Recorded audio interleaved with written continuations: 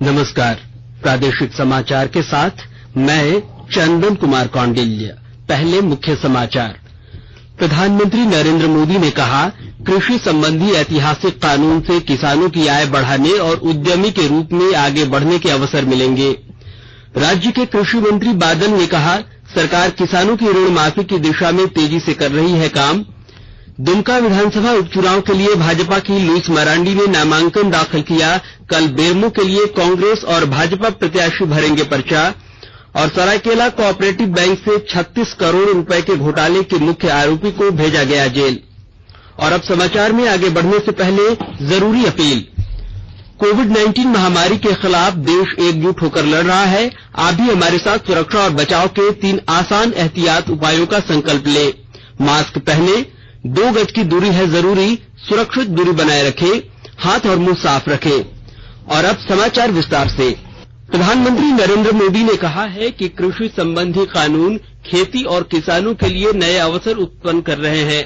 इनसे किसान की भूमिका अन्नदाता से उद्यमी की हो जाएगी। प्रधानमंत्री जननेता पद्म भूषण डॉक्टर बाला साहेब विखे पाटिल की आत्मकथा का वीडियो कॉन्फ्रेंसिंग के जरिए उद्घाटन समारोह को संबोधित कर रहे थे। प्रधानमंत्री ने कहा कि स्थानीय अर्थव्यवस्था के मॉडल और स्थानीय उद्यमियों के माध्यम से देश को आगे बढ़ाया जाएगा। भूमिका से आगे बढ़ाते हुए उसको उद्यमी बनाने, एंटरप्रेन्योरशिप की तरफ ले जाने के लिए अवसर तैयार किए जा रहे हैं। राज्य के कृषि मंत्री बादल ने कहा है कि कृषकों की स्थिति को सुदृढ़ करने की दिशा में सरकार तेजी से काम कर रही है। उन्होंने कहा कि सरकार ऐसे किसानों को सूचीबद्ध कर रही है जिन्होंने विभिन्न बैंकों से ऋण लिया है और वह चुकाने में असफल रहे हैं। ऐसे किसानों की ऋण माफी की दिशा में काम किया जा रहा है। वे आज नेपाल हाउस में विकास आयुक्त सहित कई विभागीय पदाधिकारियों के साथ किसान ऋण योजना को लेकर राज्य स्तरीय कमेटी की बैठक कर रहे थे। देना चाहता माननीय मुख्यमंत्री जी को कि सारे प्रक्रिया को उन्होंने मेरी अध्यक्षता कर दिया। आप किसान को लेता हो, किसान परिवार को हो, किसान का दुख दर्द आपको बेहतर कोई नहीं समझ सकता। राज्य हित में, किसान के हित में और आपके पुत्र नेतृत्व जिन्होंने यह सपना देखा था, उसके आलोक में आप बेहतर निर्णय। कुछ फंड की कमी है जिसके कारण कुछ हो सकता है कि कुछ सेक्टर को हम नहीं कर सकते, लेकिन मेरा प्रयास होगा मैक्सिमम लोगों को बेनिफिट दिलाएं और राज्य सरकार का जो कमिटमेंट है उसको। राज्य में पिछले 24 घंटे में 510 नए कोरोना संक्रमित मरीज मिले हैं। इसके साथ ही राज्य में कोविड-19 पॉजिटिव मरीजों की संख्या बढ़कर 93,035 हो गई है, जबकि झारखंड में अब स्वस्थ होने वाले मरीजों की दर राष्ट्रीय औसत से बेहतर हो गई है। राज्य में करीब 91% लोगों ने कोरोना को मात देने में सफलता हासिल की। स्वास्थ्य विभाग से मिली जानकारी के अनुसार कोविड-19 बुलेटिन के अनुसार राज्य में अब तक 84,461 लोगों ने कोरोना को मात देने में सफलता हासिल की है, जबकि 7,776 सक्रिय मरीजों का इलाज अब भी विभिन्न कोविड-19 अस्पतालों में चल रहा है। भाजपा विधायक नवीन जायसवाल ने कहा है कि वैश्विक महामारी कोरोना वायरस संक्रमण से लड़ने के लिए प्रधानमंत्री नरेंद्र मोदी ने जो 3 मूल मंत्र दिया है, उसी के सहारे इस लड़ाई को जीता जा सकता है। उन्होंने कहा कि समय समय पर हाथ धोते रहना, मास्क का इस्तेमाल और सामाजिक दूरी का पालन करके कोरोना से बचा जा सकता है। कोरोना महामारी पूरे विश्व में और इस देश में आहत हुआ, तब से देश के प्रधानमंत्री जी ने जनता के बीच 3 मंत्र दिए कि आप मास्क पहने, सोशल डिस्टेंसिंग रखें और बार बार अपने हैंड सैनिटाइज करें, हाथ धोएं।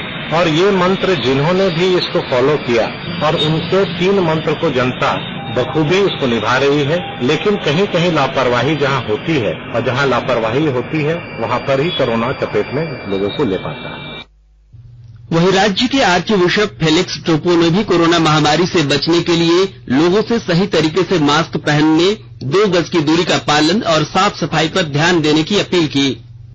संक्रमण किसी भी हो सकता है, लेकिन हमें इसके लिए सावधानी करनी पड़ेगी क्योंकि अभी तक इसका इलाज नहीं हो पाया है। और इसलिए हमें चाहिए कि हम अपने मुंह नाक में मास्क लगाएं और फिर घर से अगर बाहर निकलते हैं, सार्वजनिक स्थान में जाते हैं जैसे गिरजाघर, मंदिर या मस्जिद या पूजा स्थल में, तो हमें सोशल डिस्टेंस रखना बहुत जरूरी है। कभी कभी हम इसका अतिक्रमण करते हैं, लेकिन जरूर इसको याद कीजिए। और फिर अगर आपको कुछ तकलीफ होती है, जैसे खांसी हो सकती है, बुखार हो सकता है, तो ऐसे समय में आप जरूर से जरूर अपनी जांच कराइए। हम चाहते हैं कि हम लोग सब स्वस्थ रहें और हम लोग सब जब तक इलाज नहीं होता है, हम कोरोना वायरस के संक्रमण से दूर रहने। इधर स्वास्थ्य और परिवार कल्याण मंत्रालय ने लोगों को सलाह दी है कि वे नोवल कोरोना वायरस से स्वयं को सुरक्षित रखने के लिए सभी बुनियादी और एहतियात उपायों का पालन करें और सामाजिक दूरी बनाए रखें। एक रिपोर्ट। सरकार ने कहा है कि आवश्यक वस्तुओं की पर्याप्त आपूर्ति जारी है और लोगों को चिंता करने की कोई जरूरत नहीं है। लोगों को सलाह दी जाती है कि वे आवश्यक वस्तुओं और चिकित्सा सामानों की खरीदारी करते समय धैर्य रखें और शांत रहें। आवश्यक वस्तुओं को खरीदने के लिए बार बार बाहर निकलने से बचें। साथ ही लोगों से हाथ मिलाने और गले लगने से भी बचना चाहिए। बाजार, मेडिकल स्टोर और अस्पतालों में लोग कम से कम 1 मीटर की दूरी बनाए रखें। घर पर गैर जरूरी सामाजिक समारोह से बचा जाना चाहिए और घर पर मेहमानों को नहीं बुलाना चाहिए। लोगों को अपनी आंख, नाक और मुंह छूने से बचना चाहिए और लगातार हाथ साफ करते रहना चाहिए। हाथ को दोनों तरफ से कम 20 सेकंड तक रगड़कर धोना चाहिए। यदि कोई व्यक्ति खांसी या बुखार से पीड़ित है तो वह दूसरों के संपर्क में आने से बचे और डॉक्टर से तुरंत परामर्श ले। स्वास्थ्य मंत्रालय ने कोरोना वायरस के बारे में जानकारी के लिए एक टोल फ्री नंबर 1075 जारी किया है। इधर राज्य सरकार की ओर से भी कई दिशा निर्देश जारी किए गए हैं। इस सिलसिले में सरकार ने हेल्पलाइन नंबर 181 जारी किया है। सरकार ने कहा है कि कोरोना वायरस से संदिग्ध तौर पर संक्रमित कोई व्यक्ति पाया जाता है तो इसकी सूचना 0651 जो रांची का कोड है और टेलीफोन नंबर 2261-000 तथा 2261-002 के अलावा फैक्स नंबर 2261-856 और मोबाइल नंबर 9955837428 पर दी जा सकती है। आकाशवाणी रांची भी आपसे अपील करता है कि कोविड-19 के संक्रमण से बचने और अन्य लोगों को सुरक्षित रखने के लिए कृपया घर पर ही रहें और सरकारी दिशा निर्देशों का पालन करें। आकाशवाणी के ताजातरीन समाचारों के लिए आप हमारी वेबसाइट newsonair.com पर लॉग इन कर सकते हैं। ताजा समाचार Twitter handle @AIR News Alerts और Facebook page all India radio news पर भी उपलब्ध है। आप प्रादेशिक समाचार एकांश के ट्विटर हैंडल @AIR News_Ranchi और Facebook page AIR News Ranchi के अलावा YouTube channel regional news unit Ranchi पर भी हमारे बुलेटिन सुन सकते हैं। प्रादेशिक समाचार आप आकाशवाणी रांची से सुन रहे हैं और अब पेश है कोरोना से बचाव के कुछ संदेश। कोविड-19 से बचाव और सुरक्षित रहने के 3 उपाय। मास्क लगाएं, 2 गज दूरी है जरूरी, सुरक्षित दूरी रखें, हाथ और मुंह साफ रखें। दुमका विधानसभा उपचुनाव के लिए आज भाजपा प्रत्याशी लुइस मरांडी ने नामांकन पत्र दाखिल किया। इस अवसर पर भाजपा प्रदेश अध्यक्ष दीपक प्रकाश और विधायक अनंत ओझा समेत कई वरिष्ठ नेता उपस्थित थे। श्रीमती मरांडी के अलावा प्रत्याशी दुलड़ मरांडी और बाबूधन मुर्मू ने भी नामांकन किया। इधर बेरमो विधानसभा उपचुनाव के लिए कल भाजपा प्रत्याशी योगेश्वर महतो और कांग्रेस के जयमंगल सिंह समेत अन्य प्रत्याशियों द्वारा नामांकन दाखिल किए जाने की संभावना है। भाजपा के प्रदेश अध्यक्ष दीपक प्रकाश ने बताया कि बेरमो में पार्टी प्रत्याशी के नामांकन दाखिल के मौके पर भाजपा के अलावा सहयोगी दल आजसू पार्टी के कई वरिष्ठ नेता उपस्थित रहेंगे। इधर प्रदेश कांग्रेस प्रवक्ता आलोक कुमार दुबे ने बताया कि बेरमो में कांग्रेस प्रत्याशी के नामांकन के मौके पर प्रदेश कांग्रेस अध्यक्ष और विधायक दल के नेता के अलावा कई विधायक और वरिष्ठ नेता भी मौजूद रहेंगे। भारतीय जनता पार्टी ने राज्य सरकार पर बेरमो विधानसभा उपचुनाव को प्रभावित करने की मंशा का आरोप लगाते हुए भारत निर्वाचन आयोग से शिकायत की है। पार्टी नेताओं के एक प्रतिनिधि मंडल ने आज रांची में संयुक्त मुख्य चुनाव पदाधिकारी हीरालाल मंडल को ज्ञापन सौंपा है। ज्ञापन में बेरमो अनुमंडल पुलिस पदाधिकारी सतीश चंद्र झा का चुनावी कार्य से दूर करने और स्थानांतरण करने की मांग की है।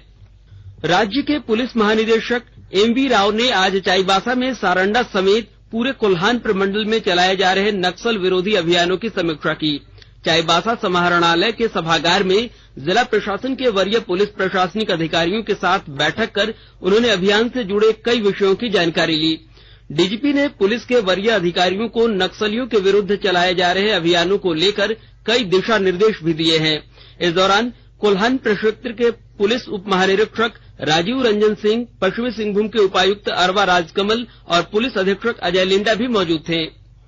झारखंड सहकारिता बैंक के सरायकेला शाखा से 36 करोड़ रुपए के घोटाले मामले में मुख्य आरोपी संजय डालमिया को आज चाईबासा के विशेष अदालत में पेश किया गया, जहां से अदालत ने उसे न्यायिक हिरासत में जेल भेज दिया। हमारे संवाददाता ने खबर दी है कि झारखंड सहकारिता बैंक के सरायकेला शाखा से 36 करोड़ के घोटाले के मुख्य आरोपी संजय डालमिया पिछले कई महीनों से फरार चल रहा था। सीआईडी की टीम ने उसे पश्चिम बंगाल के वर्धमान से गिरफ्तार किया। इस मामले में सहकारिता बैंक के सरायकेला शाखा के तत्कालीन शाखा प्रबंधक, सहायक प्रबंधक समेत क्षेत्रीय कार्यालय चाईबासा के एमडी सहित लगभग 9 लोगों के खिलाफ पूर्व में ही गिरफ्तारी की कार्रवाई हो चुकी है। गिरिडीह जिले में आज अलग अलग घटनाओं में 4 लोगों की मौत हो गई। पहली घटना में बिरनी थाना क्षेत्र के सिमरादी गांव में एक महिला की धारदार हथियार से हत्या कर दी गई है, जबकि मुफस्सिल थाना क्षेत्र के भरकट्ठा गांव के एक व्यक्ति का शव कुएं से मिला। वहीं मधुबन थाना क्षेत्र में सड़क दुर्घटना में एक व्यक्ति की मौत हो गई। इधर बेंगाबाद थाना क्षेत्र के फुरसोदीह गांव में बिजली करंट लगने से एक व्यक्ति की मौत हो गई। दुर्गा पूजा को लेकर आज रांची के उपायुक्त छवि रंजन की अध्यक्षता में शांति समिति की बैठक आयोजित की गई। बैठक में शांतिपूर्ण एवं भाईचारे के साथ त्योहार मनाने की बात कही गई। इस मौके पर उपायुक्त ने कहा कि कोरोना वायरस संक्रमण के इस विपदा काल में दुर्गा पूजा का आयोजन अन्य वर्षों की तुलना में अलग होगी। सभी पूजा समितियों को झारखंड सरकार से प्राप्त दिशा निर्देश के अनुसार दुर्गा पूजा की तैयारी छोटे स्तर पर करनी है। किसी भी प्रकार के मेले का आयोजन नहीं होगा। बिजली सजावट एवं लाउड स्पीकर नहीं लगाए जाएंगे। उन्होंने बताया कि इस बार छोटे पंडालों का निर्माण किया जाना है। सभी पूजा समितियों से उन्होंने दिशा निर्देशों का पालन करने की अपील की। हजारीबाग में दुर्गा पूजा की तैयारियां जोर शोर से चल रही हैं। कोरोना संक्रमण काल में सरकार द्वारा जारी दिशा निर्देशों के तहत पूजा की तैयारियां की जा रही हैं। हजारीबाग जिला में दुर्गा पूजा की तैयारियां जोर शोर से चल रही हैं। शहर से लेकर गांवों में भी मां दुर्गा की प्रतिमा निर्माण का काम अंतिम चरण में है। वैश्विक महामारी कोरोना काल में राज्य सरकार के निर्धारित गाइडलाइंस के अनुपालन का निर्देश पूजा समितियों को दिया गया है। कहा गया है कि प्रतिमा की ऊंचाई 4 फीट रखनी है, पंडाल का निर्माण नहीं करना है, साथ ही साउंड सिस्टम व भव्य लाइट नहीं लगाना है। सांस्कृतिक कार्यक्रम और प्रसाद वितरण की भी मनाही है। शारीरिक दूरी का अनुपालन करते हुए मास्क लगाकर महज 7 लोगों को ही एक समय पूजा करने का निर्देश दिया गया है। सरकार के निर्देश के आलोक में पूजा समितियों द्वारा तैयारी की जा रही है। साद्दुल कुमार, आकाशवाणी समाचार, हजारीबाग। और अब संक्षिप्त खबरें। हजारीबाग जिले के इचाक थाना क्षेत्र के सिरसी गांव के पास रांची पटना NH 33 पर मोटरसाइकिल और ऑटो के बीच सीधी टक्कर में एक व्यक्ति की मौत हो गई। गढ़वा पुलिस ने लखना गांव में 9 अक्टूबर की शाम एक महिला को पीटकर हत्या करने के मामले में 4 नामजद आरोपियों को गिरफ्तार कर लिया है। पाकुड़ जिले में अलग अलग घटनाओं में 2 महिलाओं की हत्या कर दी गई। IIM रांची अगले शैक्षणिक वर्ष यानी जून 2021 से बिजनेस एनालिटिक्स में 2 वर्षीय MBA कोर्स शुरू करने जा रहा है। पश्चिमी सिंहभूम जिले के जगन्नाथपुर थाना क्षेत्र में अनियंत्रित ट्रैक्टर के मकान में घुस जाने से उसमें दबकर घर में सोई मां बेटी की मौके पर ही मौत हो गई, जबकि घर का एक सदस्य गंभीर रूप से घायल हो गया। और अंत में मुख्य समाचार एक बार फिर। प्रधानमंत्री नरेंद्र मोदी ने कहा, कृषि संबंधी ऐतिहासिक कानून से किसानों की आय बढ़ाने और उद्यमी के रूप में आगे बढ़ने के अवसर मिलेंगे। राज्य के कृषि मंत्री बादल ने कहा, सरकार किसानों की ऋण माफी की दिशा में तेजी से कर रही है काम। दुमका विधानसभा उपचुनाव के लिए भाजपा की लुइस मरांडी ने नामांकन दाखिल किया। कल बेरमो के लिए कांग्रेस और भाजपा प्रत्याशी भरेंगे पर्चा। और सरायकेला कोऑपरेटिव बैंक से 36 करोड़ रुपए के घोटाले के मुख्य आरोपी को भेजा गया जेल। इसके साथ ही आकाशवाणी रांची से प्रादेशिक समाचार का यह बुलेटिन समाप्त हुआ। नमस्कार।